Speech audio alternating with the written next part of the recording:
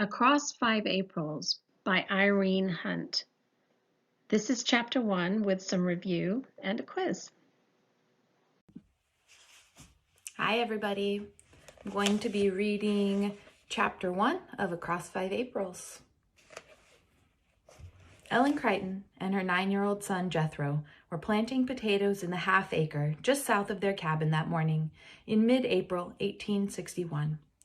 They were out in the field as soon as breakfast was over, and southern Illinois at that hour was pink with sunrise and swelling redbud and clusters of bloom over the apple orchard across the road.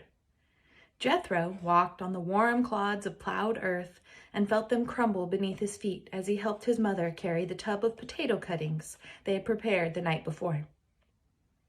"It's damp fur down and warm on the top," he remarked, poking a brown hand deep into the soil.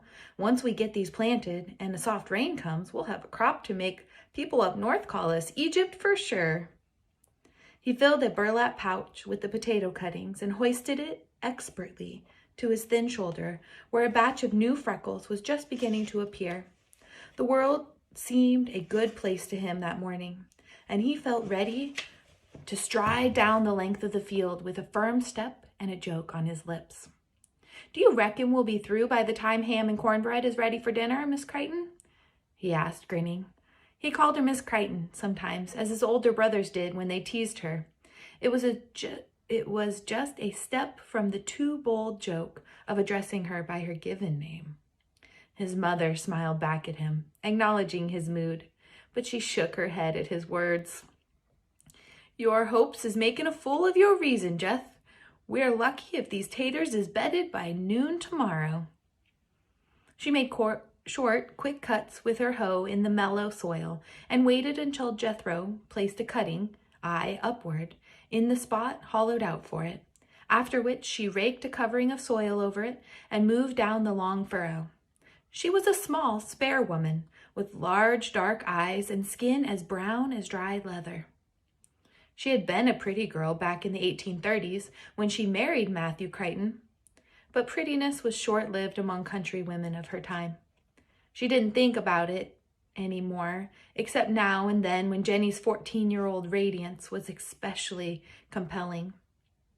Even if she had been concerned, there were reverberations of Calvinism strong within her, which would have protested vigorously against the vanity of regret for a passing beauty.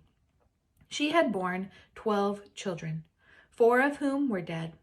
Perhaps 5, for the oldest son had not been heard from since he had left for the goldfields of California 12 years before. She had lived through sickness, poverty, and danger for over 30 years.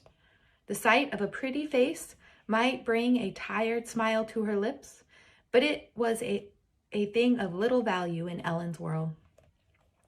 Jethro was her youngest child, born in the year of 52, a year in which 3 of her children died within 1 week of the dreaded disease they called child's paralysis, a disease which struck the country that year, people said, like the soldiers of Herod.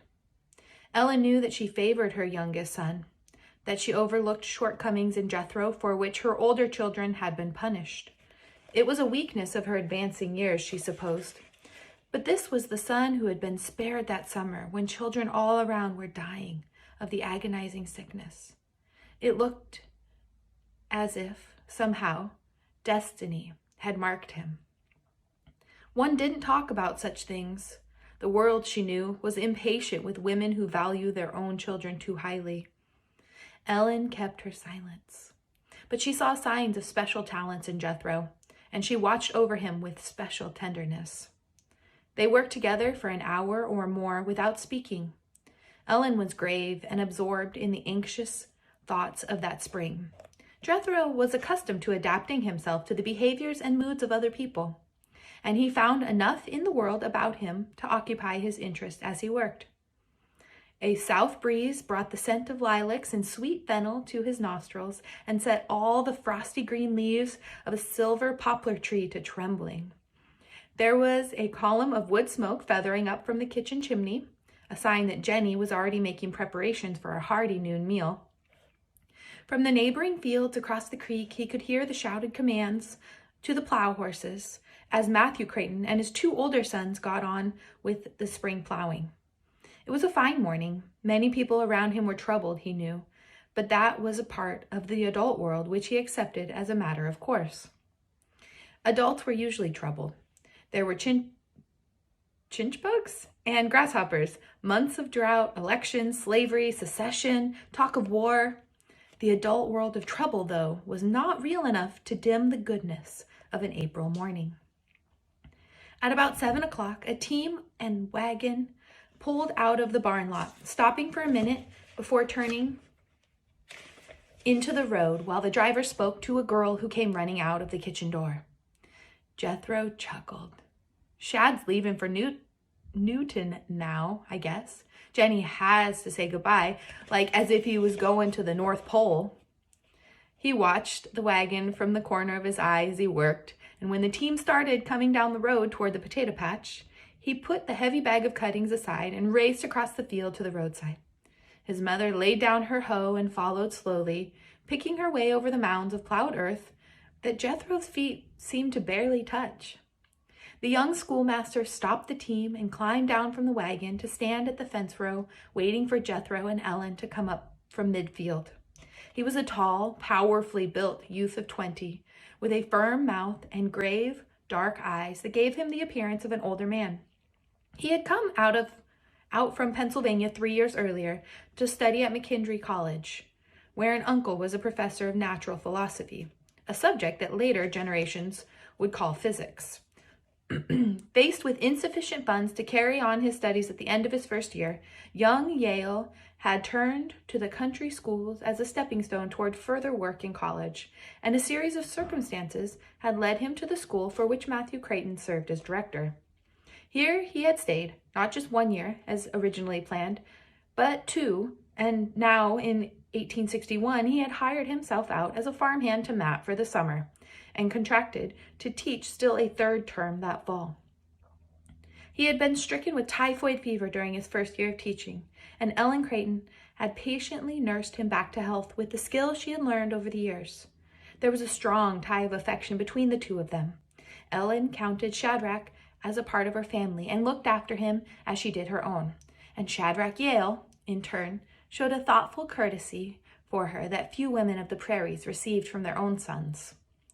"Will you be back by supper time, Shad?" Jethro called breathlessly as he approached the fence row. At school, he addressed the young teacher as master, but now that Shadrach was so much a member of the family, the necessary formalities of the schoolroom were forgotten. "It's not likely, Jeff. Not before 9 or maybe later." Shadrach smiled at the thin, eager face turned up to him. He was mature enough at 20 to appreciate being a hero to a 9-year-old boy. Besides that, Jethro's quick mind and delight in learning had been a source of pleasure for studious young Yale, who had known the frustration of trying to penetrate the apathy and unconcern of a backwoods classroom. He had talked to both parents about the promise he recognized in the boy. Matt, in spite of his pleasure, had shaken his head and wondered if the praise for Jethro had not stemmed from interest in Jethro's sister, Jenny. But Ellen had felt no doubts. The praise was in line with what she herself believed firmly. She stood beside the gray rails that morning with her hands folded beneath her apron. Matt had made a pretext of needing supplies from town, but she knew that this trip to Newton in the midst of a late planting season would have been unthinkable except for the urgency of getting word from the world beyond their own fields and woods pastures. Her face looked drawn in the bright sunlight. "I wish there was a telegraph in Newton, Shad," she said. He nodded. "There's one in Olney. They'll send any important news on up to Newton as soon as it comes through. At any rate, I'll bring the latest papers." "Seems sometimes there's a deep silence all about us out here waiting to be filled." She and the young man looked at one another, each pair of eyes dark with anxiety. Jethro kicked a stone in the road. "Sure wished I was going to town with you, Shad," he said finally, because it seemed that someone must say something. "I know. Well, there'll be other trips this summer, Jeff." Shadrach started to climb back into the wagon as he spoke. Then, changing his mind, he turned back and placed his hands quickly on Ellen's shoulders. "Try not to worry," he said quietly. The caress brought sudden tears to her eyes. She and Jethro stood watching as he drove away.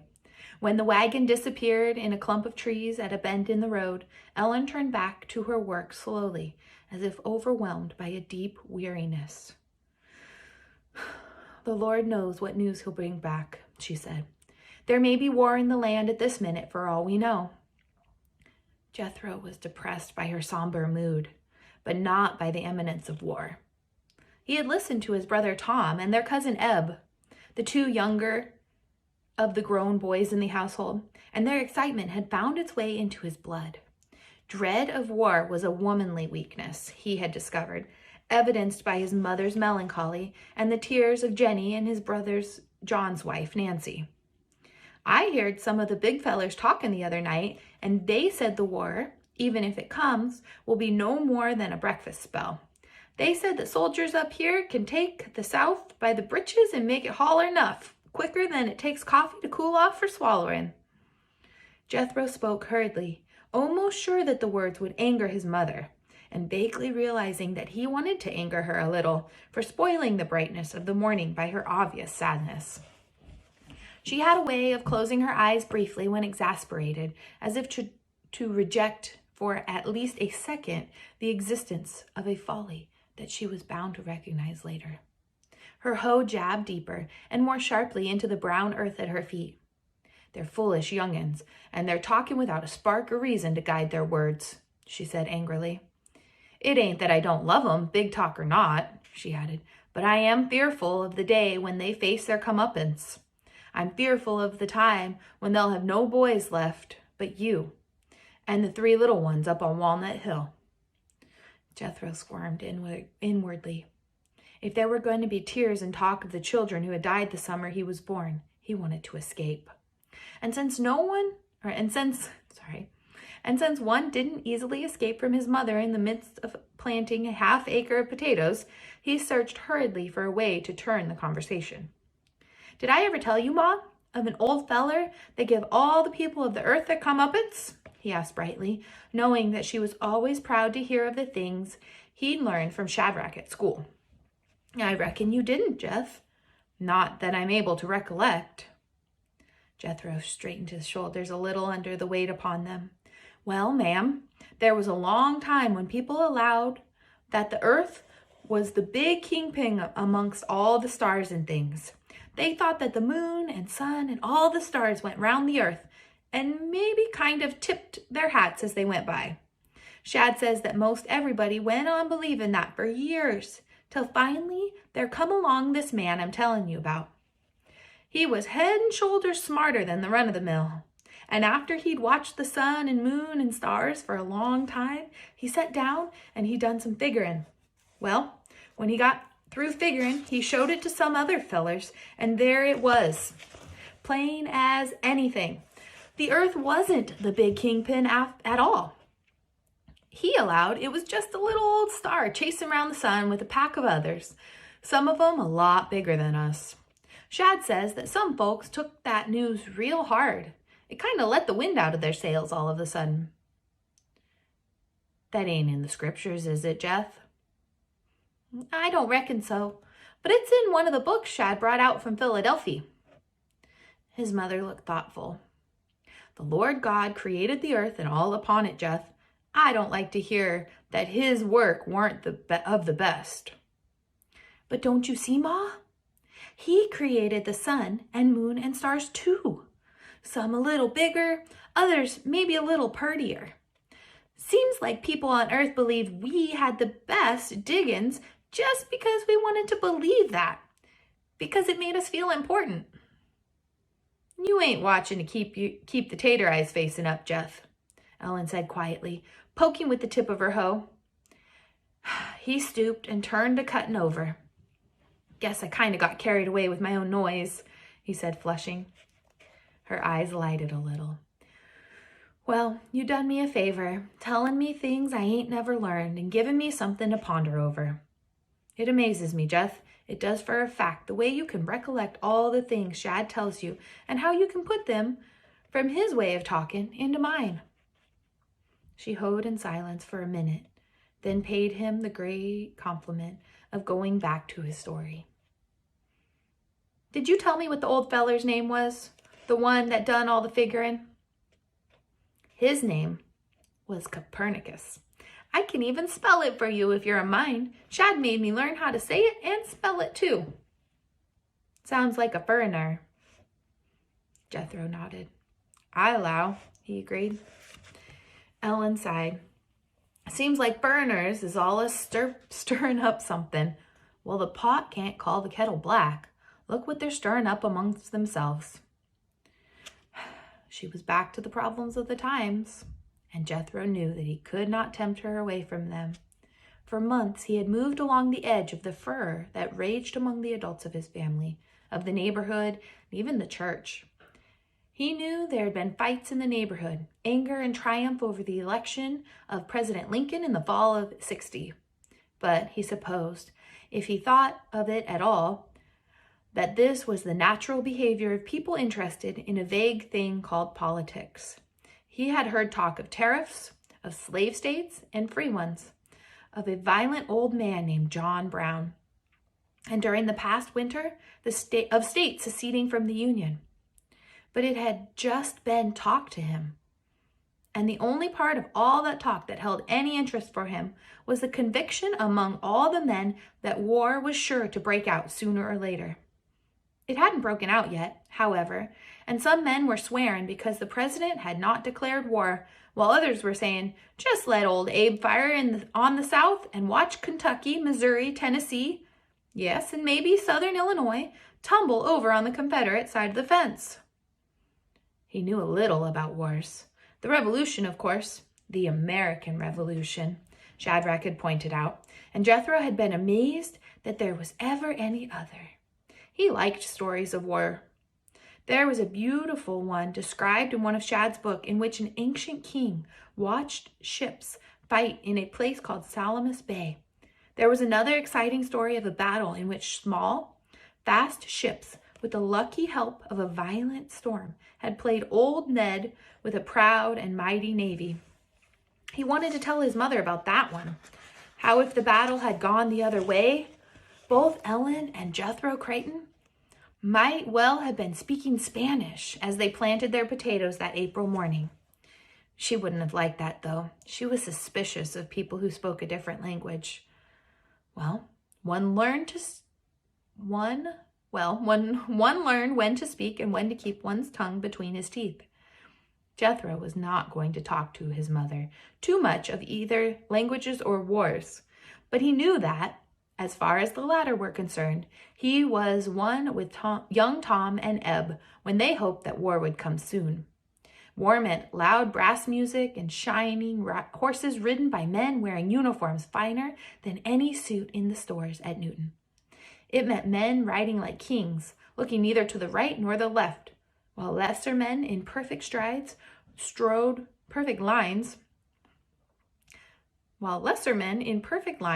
along with guns across their shoulders, their heads held high like horses with short reins. When the battle thundered and exploded on all sides, well, some men were killed, of course, but the stories of war that Jethro remembered were about the men who managed to live through the thunder and explosion. Matthew Creighton's grandfather had lived through the Revolution. Matt himself had survived the Mexican War, and Uncle Billy Jeffers down the road was still alive to tell the tales of the War of 1812. Jethro, forgetting the lecture to his mother on the inclination of people to select beliefs that bring them the most satisfaction, never doubted that if Tom and Eb got their chance to go to war, they'd be back home when it was over, and that it would be shadowy men from distant parts who would die for the pages of future history books. Death, however, was neither simple nor lightly brushed aside when it struck home. Jethro frowned. He didn't like to think of his sister Mary's death, but some memory had been touched off as his thoughts wandered. Let a few hours of work go by and let one's body begin to weary a little. Then the thoughts that had been all beauty and spring a while before started turning to things that were better forgotten. He'd not forgotten, though. He'd been only 7 that winter of '59. But the memory of the tragedy would always be sharp and terrible in his mind. Mary had been just as pretty as Jenny, only blonde and more delicate. Jethro remembered that it was a bitter night, and that he stood with his nose pressed against the cold window pane watching Rob Nelson help her into the wagon before they left for a dance over toward Hidalgo. What happened later, he'd pieced together from loud outcries and scrapes of conversation deep in the middle of the night. It seemed that a crowd of young toughs from the south of the county had broken uninvited into the dance, waving whiskey bottles and shouting drunken insults at the guests. As things began to look more and more dangerous, Rob found Mary's wraps, and they were starting for home when a drunken youth named Travis Burdo saw them leave and followed them on horseback. Rob told Matt Creighton how he had urged the team, hoping to get to Ed Turner's farm where he could get help, because he knew that Burdo was armed. Rob had succeeded in getting as far as Turner's driveway when Burdo, seeing that his game was about finished, rode up beside Rob's team and fired a pistol over the heads of the horses. The frightened animals bolted through a rail fence, overturning the wagon and kicking themselves loose from the tongue. Mary was dead when Rob and Ed Turner pulled her from the wreckage. The countryside was in an uproar the next day when news of the tragedy got around. Matthew Creighton was held in high esteem by his neighbors, and the senseless killing of his daughter stirred up a rage that was heightened by the fact that the whole Burdo family was commonly despised throughout the countryside as a shiftless lot with a bad background. The grandfather of Travis Burdo had come from somewhere farther downstate, and when he moved into Jasper County, he came hurriedly, in order, so the story went, to escape a mob of citizens whose anger during years of petty thieving had exploded over the theft of a team of horses from a prosperous farmer. Whether the story was true or not, suspicion and dislike settled upon the family, and 30 years had failed to dissipate it. The Burdo children were nicknamed jail Burdos by taunting schoolmates and persecuted in 100 petty ways. Dave Burdo, father of the young Travis and son of the alleged horse thief, was a sullen, silent man who shunned people in general and accepted their insults as a matter of course when he was forced to deal with them. His sons, for the most part, were much like him, except when liquor quickened their courage and defiance. The shot that Travis Burdo had fired over Rob Nelson's team that night was a shot fired at society that had kicked a boy from childhood on because he bore his grandfather's name. And so the anger of the mob at Mary's death was doubled and tripled because a Burdo was responsible. By late afternoon, a crowd of 50 or more armed men stopped at the Creighton cabin to tell Matt of their intention of hunting Travis Burdo down and hanging him on the spot. But Matt Creighton had intervened, and it was a mark of the respect he commanded in the community that the men listened as he stood for an hour in the icy afternoon, pleading with them to keep their hands free of further bloodshed. Jethro, understanding the situation more fully now that he was older, wondered at his father's intervention that afternoon. His own sympathies, even on a spring morning 18 months later, were with the angry men as they prepared for the manhunt. He wondered. He had great confidence in his father, but his sense of justice was hard put to accept the fact that Travis Burdo had been allowed to escape the consequences of his drunken crime. It occurred to him that he felt the same way toward his father as he did toward Abraham Lincoln. Why should the president waver so long? Why should he refuse week after week to start the great explosion which the young men wanted to get started and have finished before the year was well into the summer? Jethro had to admit to himself an uncomfortable feeling of anger for both the president and his father. They had not shown the hard, unyielding attitude that he admired in the talk of Tom and Eb and their friends. He sighed suddenly and deeply at his perplexities Ellen noticed the sigh and glanced at him quickly. "Be you spent, Jethro?" He shook his head. "No, I'm doing tolerable. I was just thinking about things." "What kind of things, son?" "For one thing, I was wondering why Abe Lincoln can't make up his mind about war. I wonder, is he like Pa? Is he so against having blood on people's hands that he's afeard to start a war?" Ellen stopped her work and stood for a moment without speaking, her rough brown hands resting on the handle of the hoe. "He's like a man standing where two roads meet, Jeff," she said finally. "And one road is as dark and fearsome as the other. There ain't a choice between the two, and yet a choice has to be made." She shook her head. "May the Lord help him," she whispered. "May the Lord guide his hand." The sounds of morning were all around them as they stood silently in the middle of the furrow. From the fields across the creek came the monotonous shout to the field horses. Up at the house, Jenny's voice came clearly, pleasant, as the sound of a little bell ringing. "Here, Chick," she called. "Here, Chick, Chick, Chick, Chick, Chick, Chick, Chick." Ellen slowly reached out with her hoe and broke a clod of dirt into crumbling fragments. "Well, we got planting to do, Jeff," she said at last, and they went on with their work. Okay, here is part 2 of chapter 1, Across 5 Aprils. When the sun was directly above their heads, Ellen leaned her hoe against the fence, and she and the boy trudged slowly up along the fence row toward the house.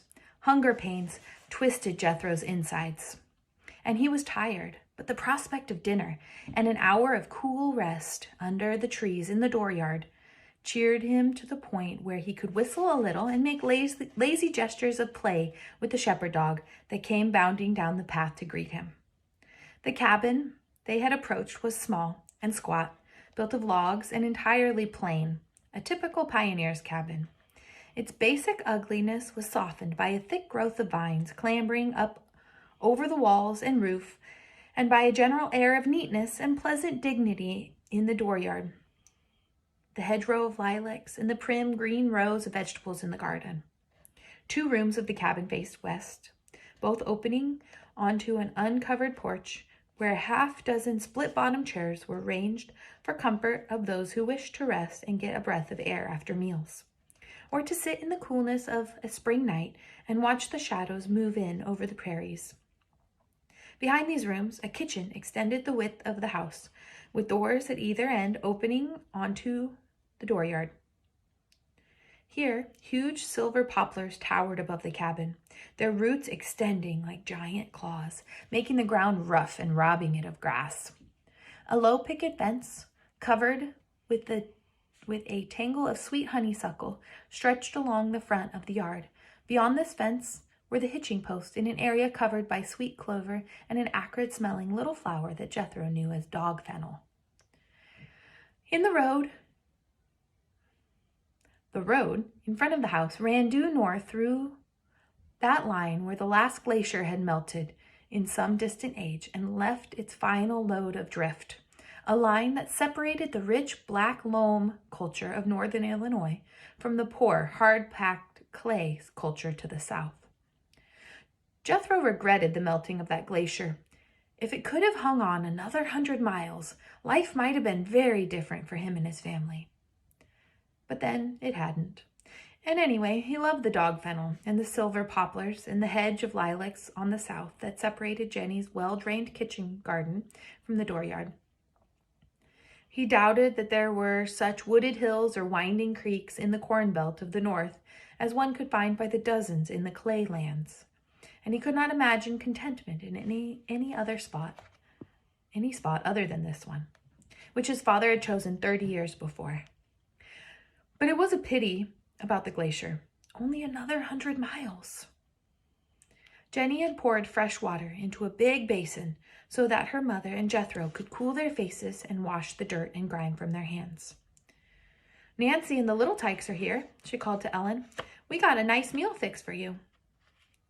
Jenny had swept her shining black hair high upon her head because of the heat in the kitchen where the food was prepared over an open fireplace, and little drops of sweat stood out under her eyes and over a very firm chin.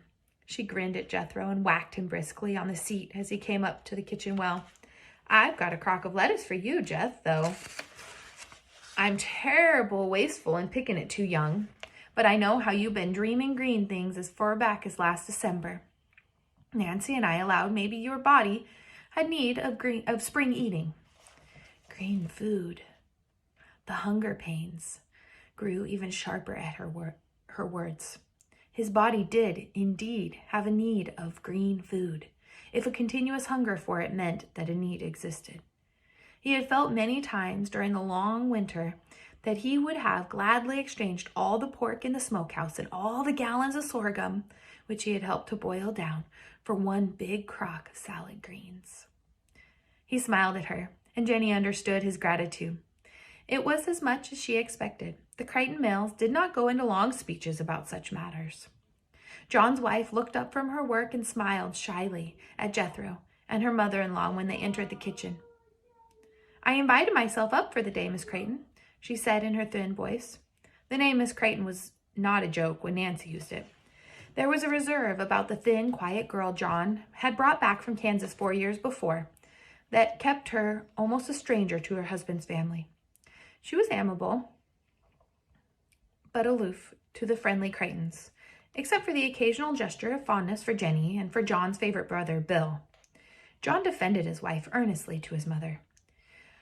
"She was brought up by relations that treated her harsh. To draw back and say nothing is her way of protecting herself. You must be patient with her, Ma, like one of your own." Ellen had had long schooling in patience. Now as she answered Nancy's greeting, her voice was very quiet. "You never need an invitation to John's home, Nancy. It's yours too, and you'll have welcome any day." She seated herself beside the door and took the youngest child in her lap. Nancy went on with her work, not sullenly, but so withdrawn that Ellen wearily gave up trying to talk with her and directed all her attention to the small boy. The men came in from the field soon. Jethro, because he was now a field worker, was allowed to eat at the first table with his parents and elder brothers. It was a coveted honor, and he accepted it with dignity, looking somewhat like a solemn dwarf as he sat between his father and Bill, his eyes wide beneath the tumble of yellow curls that clung to his forehead and the back of his neck. Across from him were the 18-year-olds. Tom was a mild-faced lad who, like Jethro and Bill, had inherited the blonde hair and blue eyes of his father's side of the family. Eb Karen, a nephew of Matt's, had lived with the Crichtons since he had been orphaned in childhood. Jethro admired the two big boys, but he sensed their indifference toward him and kept his distance generally. He was not especially hurt by their attitude. The youngest in the family knew his place. Besides, Jenny and Bill made up for any neglect on the part of the big boys 100 times or more. Bill, his favorite, was a big, silent man who was considered peculiar in the neighborhood. In an environment where reading was not regarded highly, there was something suspect about a young man who not only cared very little for hunting or wrestling, and nothing at all for drinking and rampaging about the country, but who read every book he could lay his hands upon as if he prized a printed page more than the people around him. He wasn't quite held in contempt, for he had great physical strength and was a hard worker, two attributes admired by the people around him. But he was odd, and there was no doubt of that. Men who had seen him stop his team in midfield to watch the flight of a line of birds and a story went the rounds of Bill talking to his horses as if it were a person. He talked to it gentle, the story went, like a woman talking to a young'un. He had even attended school the previous winter when work was slack, which was surely a fool thing to do unless one was interested in breaking up school. He had listened intently to what a young man 3 years his junior had to say. He had studied and done the tasks set for him by Shadrach Yale as if he were no older than Jethro. It was not a behavior pattern of which the backwoods community approved. A lot of people smirked a little when they mentioned Bill Crichton. Jethro loved Bill, far and away beyond his other brothers. His mother understood why. "He put his hand in the fire for you, Jeth," she told him once, and Jethro believed her. John, the oldest of the children, left at the home place, sat at the end of the table facing his mother. He was dark like Ellen, and more slender and wiry than Bill. These two brothers were very close to one another, a fact which had always been a matter of pride to Ellen, who strove to make family ties firm and secure. John was more impatient, quicker to anger than Bill. But the two of them had sought each other's companionship from childhood. There seemed to be a bond of understanding between them that had developed with the years. John's oldest son was named for this brother, and Nancy, whose aloofness towards Ellen and Matt never once gave way in the face of all their efforts, addressed John's favorite as Brother Bill. Jethro neither liked nor disliked John, perhaps because of Nancy's shyness, which he interpreted as unfriendliness. The boy extended his feeling of uneasiness with her to John and the two children. He seldom went near his brother's cabin, which was only half a mile away, and he made no move to attract or amuse the children. Jenny moved quickly and a little breathlessly from fireplace to table, carrying dishes of meat and roast potatoes, pitchers of milk, and great mounds of corn bread squares, still powdered with the wood ashes in which they had been baked. She was red-cheeked with pride over her efforts at providing a good dinner, and her eyes flashed a little in the direction of Tom and Eb, from whom she anticipated the usual teasing. Jethro smiled at her when she brought on a huge crock of lettuce, and Jenny saw to it that he received a generous serving before she passed it around the table. Nancy poured steaming coffee into big mugs, and Jenny placed one beside the plate of each adult at the table. Children might have priority to a pudding or the last piece of cake, but coffee was an adult luxury, which Jethro enjoyed but dismissed with a passive acceptance of family custom that he never thought to question. On this day of the boys' graduation to first table honors, however, Bill took a dried crust of bread, the remains of a rarely served white loaf, and after soaking it in his coffee cup for a few seconds, spread it with butter and placed it on his brother's plate. Jethro nodded his thanks briefly. He did not wish to attract the attention of the others at the table to the favor. "This meal is right good, Jenny," John remarked pleasantly. "You are a fair cook for your years." "We might have had cakes and fixins, though, if Shad had been eaten with us," Tom said, grinning at his sister, who could hardly hold back the pleased smile that mention of the young schoolmaster elicited. "Can't help feeling a mite sorry for poor Shad," Eb added solemnly. "Jenny's been feeding him so nice lately, he won't be able to say no comes a leap year." "Jenny is fur away too young to be thinking about Shad or any other man," her father remarked quietly. Jenny looked to the ceiling for an exasperated second as she stood behind her father's chair. She was only 14, it was true, but she was as tall as Nancy and within 2 years as old as Ellen had been when she married Matthew Creighton. It was also true that she had her eye on Shadrach Yale, and all had been going well, too, until recently when, after a private talk with her father, the young schoolmaster had taken on a solemn and paternal attitude toward her, which Jenny found intensely annoying and unsatisfactory. "Wonder when Shad allows to get back?" John asked after a guarded smile had been shared by the young people. "By 9 or thereabouts, he thought," Ellen answered. "I hope we won't be too first bent to wait up for him." "I won't," John said. "I want to see them city newspapers." He stopped as he saw Nancy's anxious eyes on his face. He had tried to avoid talk of war as much as possible lately. The two younger boys were too eager for it. The women folk too ready to cry about it. And Bill, for the first time that John could remember, had reservations about a subject and seemed unwilling to discuss it with his brother. They ate in silence after that, but there was a tension in the air. Jethro, although he was concerned mostly with the goodness of the food he ate, was vaguely aware of a troubled preoccupation all about him.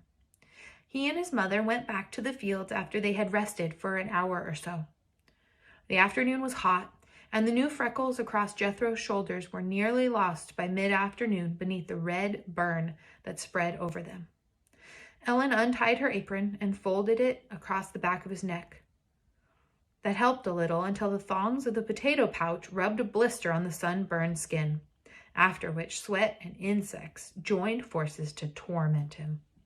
The buoyancy of spirit and the beauty of early morning had long since given way to discomfort and the boredom of monotony.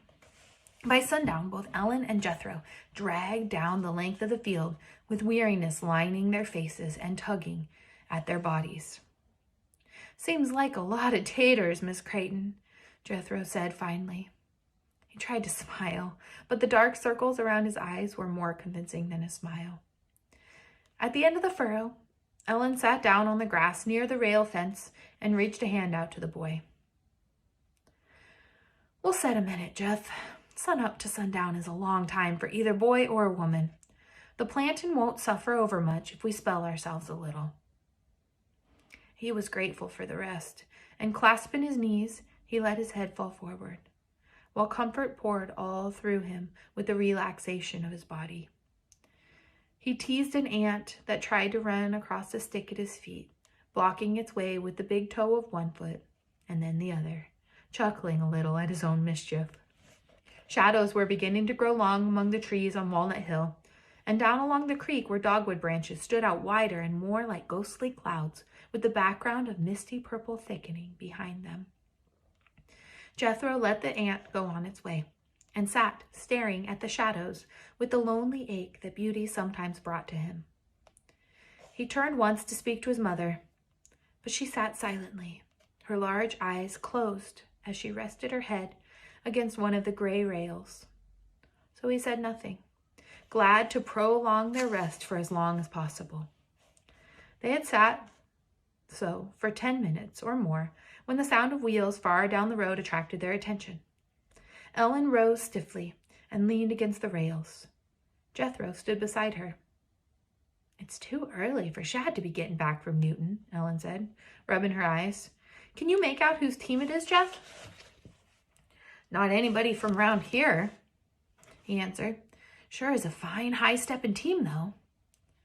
They watched curiously as the wagon approached, the team obviously being checked as the driver saw Ellen and Jethro beside the fence. Then, as the wagon came to a stop beside them, a young man rose from the seat and swept off his hat. "Ain't you folks up here in Illinois a mite behind with your crops this year, Aunt Ellen?" he called, his voice suggesting laughter. Ellen's face broke into a wide smile of recognition. "Well, in the name that's all good, we'll scram. Whatever brings you up from Kaintuck this time of year?" She climbed over the low rails and held out her arms to the young man, who had jumped down from the wagon. "I had some dealings in these parts, Aunt Ellen, and I figured it was worth an extra day of driving to see all of you. Think you can put me and my team up for the night?" Jethro could see the pleasure in his mother's face. This cousin Will Scram was her sister's son. His visit would mean news of the Kentucky country where Ellen had been born, and of the relatives from whom she so seldom heard. As for Jethro, delight ran up his spine. He didn't know Will Scram, but the man was company. That meant enough to set this day apart from the monotonous routine of many others. Chapter 1 Summary. So the book begins as Ellen Creighton and her 9-year-old son Jethro plant potatoes for the summer crop. Ellen has had 12 children, 4 of whom have died. She's a tired woman who favors Jethro most of all. 3 of Jethro's siblings died from children's paralysis the year that Jethro was born, but Jethro managed to escape the disease. Ellen knows he is special, as if somehow destiny had marked him.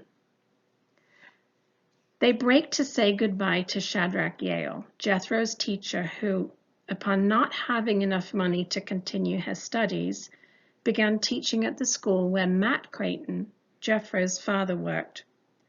Ellen had nursed Shadrach back to health after he contracted typhoid fever, and Shadrach is now part of the family, especially to Jethro's sister Jenny, who's been in love with Shadrach for quite some time. Shadrach is planning to leave to go to the neighboring town to receive news about the dispute between the North and the South. Ellen worries that he'll bring back bad news of war. As they are working in the field, Jethro tries to distract his mother by telling her about Copernicus, but he knows that nothing can make her forget about the troubles. Talk of Abraham Lincoln's election, issues of tariffs, free states, slave states, and rebellion have become so heated that war seems imminent. Naively, Jethro almost looks forward to the war because war meant loud brass music and shining horses ridden by men wearing uniforms. Thinking of war prompts Jethro to think about his sister Mary's death. A group of hoodlums broke up a dance that she was attending and chased Mary and her date. One of the hoodlums, Travis Burdo, fired a pistol that frightened the horses, causing the wagon to overturn and to kill Mary. The town had banded together to seek revenge on Travis Burdo. The whole Burdo family had been hoodlums, but Matt Creighton had called an end to it. Jethro feels the same about Lincoln as he did about his father then. They had not shown the hard, unyielding attitude that he admired. But Ellen explains that Lincoln has to make a choice when there seems only two wrong choices to be made. Question 1. Who is Jethro Creighton? A 9-year-old boy. B, the favorite son of Ellen Creighton. C, the protagonist. Or D, all of the above. Question 2. What is the setting for the start of the story? Is it A, a city in Germany before World War II? B, a farm in America before the Civil War? C, a ship headed for the Americas in 1661? D, a settlement in Jamestown before the Revolution? Question 3. Jethro is one of 12 children. However, 4 of his siblings died. How many children are left? A, 8, B, 4, C, 6, or D, 9?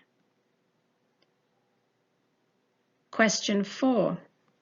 Travis Burdo, a local hoodlum, fired a pistol that frightened horses, causing a wagon to overturn and kill Jethro's sister Mary. Is this A, true, or B, false? Question 5. Shadrach Yale is a teacher and a family friend who is heading to the neighboring town to get information about a dispute between A, Mary and Ellen, B, the principal and Jethro's parents, C, the northern and southern states, or D, Abraham Lincoln and the farmers. Question 6. The dispute will become the American Civil War. Is that A, true, or B, false?